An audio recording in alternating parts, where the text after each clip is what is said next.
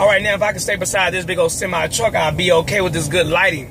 But that's not what I called you for. And the reason we are talking is because I want to talk about Stacey Dash making the claim that she has been blacklisted because of her belief in Jesus Christ.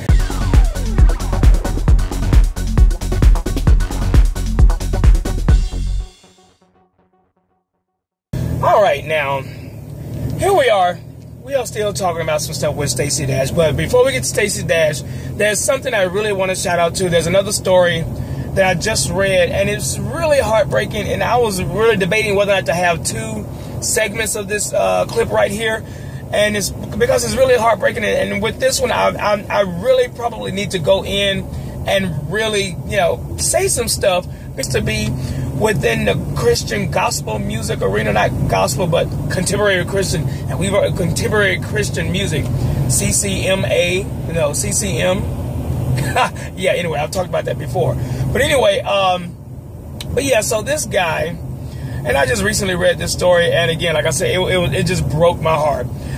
So, if you don't know, now you're about to find out. There's a guy by the name of Trey Pearson, and apparently he's in a Christian rock band or music group, and they're called Everyday Sunday. That's the name of the group, and apparently they've had big hits within the Christian contemporary music arena. Now, I don't really listen to that type of music, but apparently this group is pretty big. And as of late, or recently within the past 30 days or a month or so, the lead singer, Trey Pearson, has come out of the closet. He's come out of the closet as a homosexual. I'm not going to say gay, because he's not gay, he's a homosexual. He's come out of the closet as a homosexual man.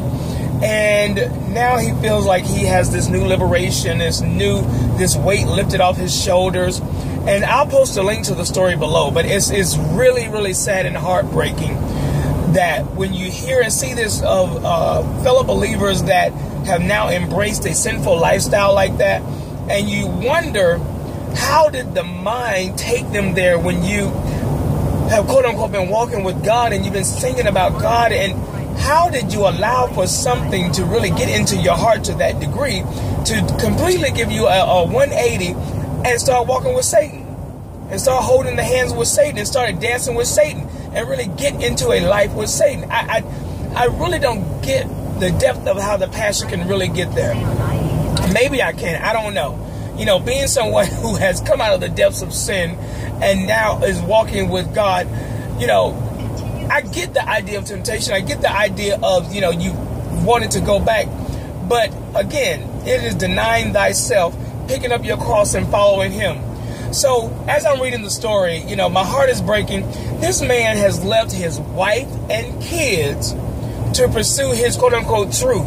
And that's what it's all about, walking in their quote-unquote their own truth. Their truth and this and that. And I'm like, are you really? So it's all about your truth, not the truth of God that you've probably known and read and studied for years and sang about it and so forth. But it's all about your truth. Forget God's truth. Forget the Bible, what it says. Let me go with the truth of what I feel. It's that same story all the time.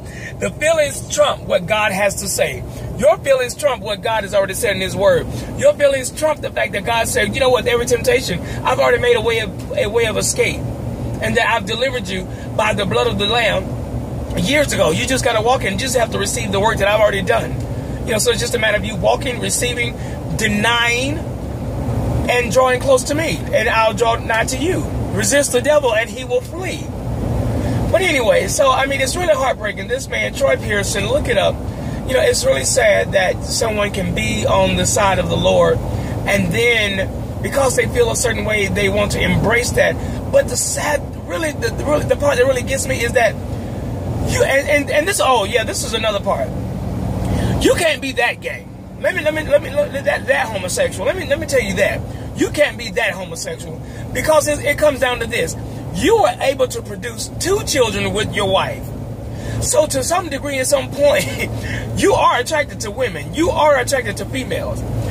You were turned on enough to be able to produce 2 children with a woman.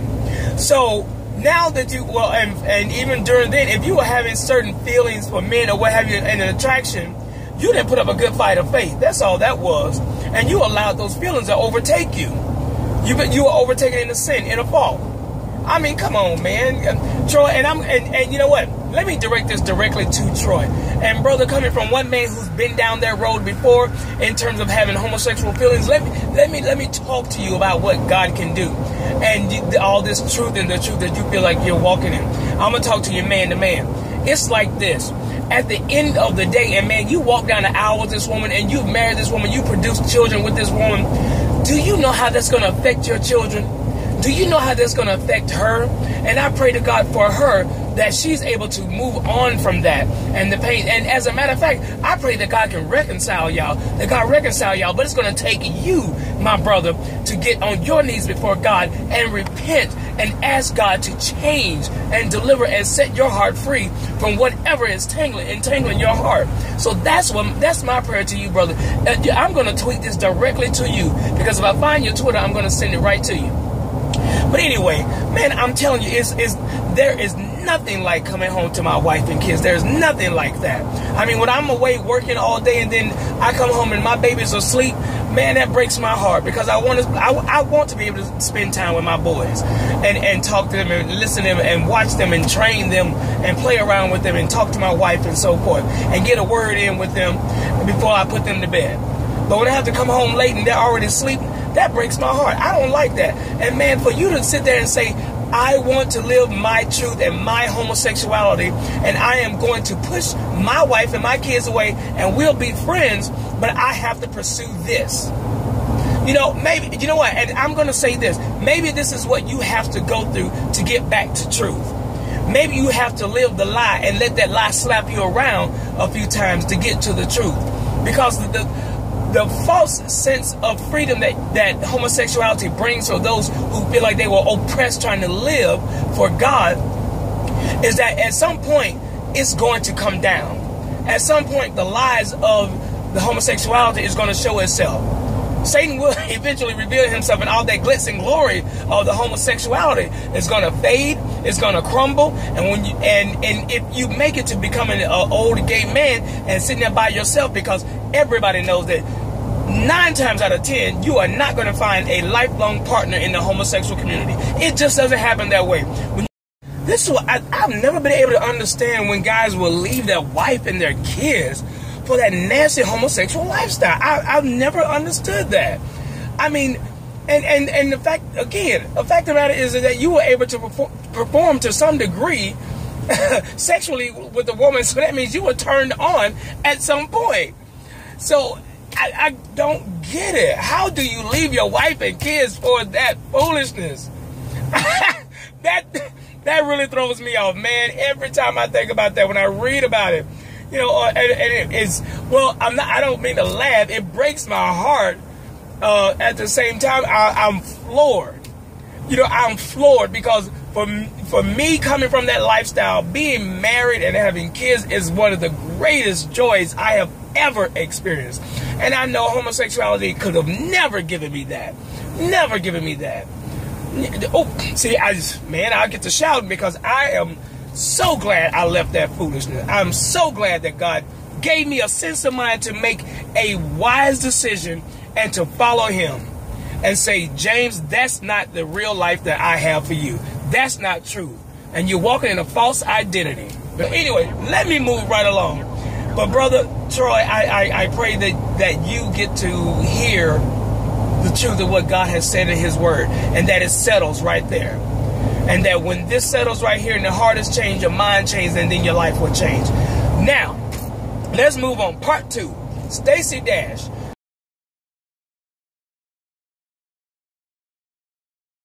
Stacey Dash recently had a little interview. There's a little clip that I don't know who she called into, because the clip doesn't mention or say who she's been interviewed by. But she recently went on saying that, as a believer, as a Christian, that she's been blacklisted in Hollywood because of her beliefs and her political beliefs.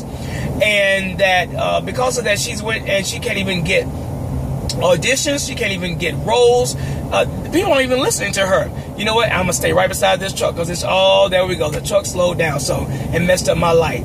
But anyway, so she can't even get auditions. she can't even get auditions because she says she's been blacklisted because of her belief system. But she says she is going to stay with God. She's going to walk with God, and what God has for her, no man can change. And you know what, Stacey, I applaud you, y'all. This is my new hat. I know this off topic, but this is my new hat. I think I like that. I have a red one back there too, but you know, I'm feeling this. It's a little big, but I'm gonna get back to the story in a second. It's a little big, but I like it. Anyway, but yeah. So Stacey Dash is talking about that and how she's being blacklisted, and I'm gonna comment on that only because she's claiming to be a Christian. Now, I'm not here to debate whether or not the woman is a Christian. I'm not here to talk about whether or not her beliefs are real beliefs as a follower of Jesus Christ. She has slated herself to be a Republican, and so therefore I see why black people, you know, black folks, I can't even get out. Typically, when they find out you're a Republican, man, we're not gonna be a part of that. Although I don't claim either side, neither one, because I'm like, if it's not kingdom minded, I have nothing to do with any of that foolishness. So anyway, but yeah, so she's being blacklisted, and she's saying that my thing to her with regards to that is like, Stacey, you know what, you probably are being blacklisted, because if you're standing for God, trust and believe, Hollywood is not going to hire you for anything. You know, you can be pretty, you can be fine and all that good stuff, but the bottom line is Hollywood's going to put you on blast. And they're going to be like, nope, you're not going to be working in this city and think you're going to have a set of morals that don't line up with our theological beliefs or our social beliefs, our social constructs that we have. So anyway, yeah, so Stacey, I pray that you stand strong for God. If you are, you know, claiming as a woman of God, you stand strong for Him. And yes, you know, people are going to throw in your face that, you know, well, I'm not going to throw up some of the things that I could throw up with regards to some of the things you've done that were considered racy. So I'm just going to leave that alone, because apparently if you consider yourself a Christian lady, that lady, I'm going to just go ahead and leave you alone. But yeah, I hope that this is not the case, because the truth of the matter is that if God has something for you, yes, it is for you, and no one can change that. No man, no nothing can change that. And the bottom line is this, Stacey, that you keep walking with God. And don't care and don't worry about what other people are saying, doing, or trying to block from you. Because you know what? When one door closes, God can open up another one and make everything good on your behalf. So anyway, Stacey, you do your thing. All right, Stacey Dash. This is James from Non-Free Project. All right, I might tweet this to you too. All right, y'all post, share, subscribe, and like. And I appreciate everybody who's joined on board lately. You know, I'm just sitting here trying to spread the truth of the gospel, and I like to look at what's going on and then talk about it from a Christian perspective. All right, this is James from the Non-Free Project. Remember, Jesus Christ is Lord, and He is the only way to the Father. Peace.